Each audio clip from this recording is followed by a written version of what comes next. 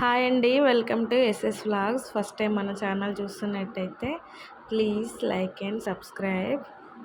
ఈ వీడియోలో వచ్చేసి నేనైతే గులాబ్ జామ్ చేశానండి. ఎప్పుడు షుగర్తో చేస్తాం కదా, ఈసారి అయితే పట్టిక చిప్స్ ఉంటాయి కదా, వాటితో అయితే చేశాను.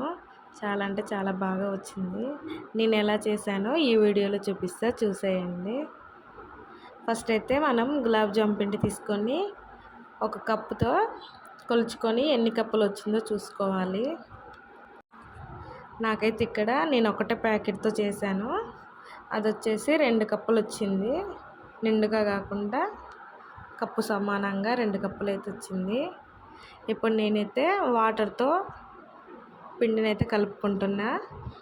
పాలతో కూడా కలుపుకోవచ్చు, కానీ నేనైతే నీళ్ళతోటే కలిపిస్తున్నా. మీ దగ్గర పాలు ఉంటే పాలతో అయినా తడిపి పెట్టుకోండి. ఈ పిండి అనేది గట్టిగా ఒత్తుకుంటూ కాకుండా నార్మల్గా ప్రెస్ చేస్తూ పిండిని అయితే కలుపుకోవాలి.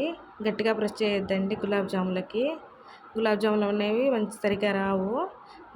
నార్మల్గా ప్రెస్ చేస్తూ ఇలా కలుపుకోవాలి.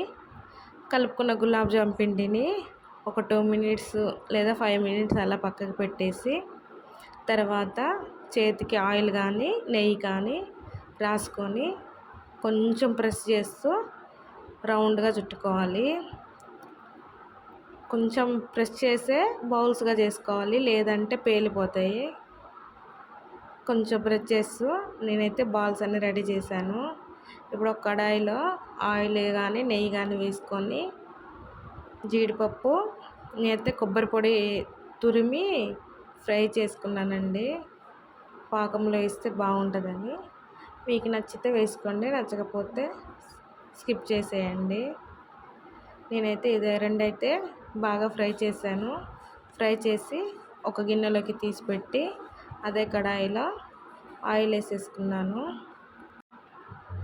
అదే కడాయిలో గులాబ్ జాములు ఫ్రై చేయనీకి ఆయిల్ అయితే వేసేసుకున్నా.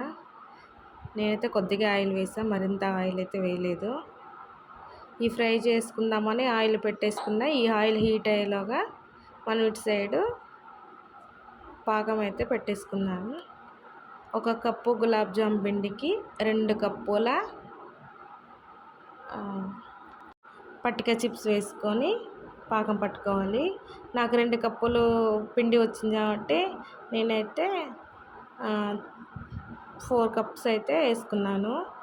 ఎక్కువగా కావాలంటే ఎక్కువ వేసుకోవచ్చు, తక్కువగా కావాలి షుగర్ అనుకున్నప్పుడు, తీపి తక్కువగా కావాలి అనుకున్నప్పుడు తక్కువ వేసుకోవచ్చు. నేనైతే 3 కప్స్కి కొద్దిగా ఎక్కువ వేసాను అంతే.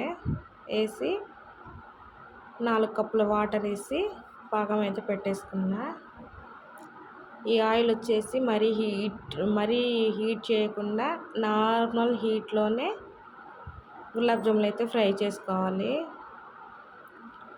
గులాబ్ జాములన్నీ ఇలా నార్మల్ హీట్ తోటే ఫ్రై చేసుకోవాలి. మనం హీట్ ఎక్కువగా పెట్టితే ఆయిల్ ఎక్కువ హీట్ అయిపోయి మనం గులాబ్ జాములు వేయగానే మాడిపోతాయి, లోపల అనేది ఉడకదు. అందుకనే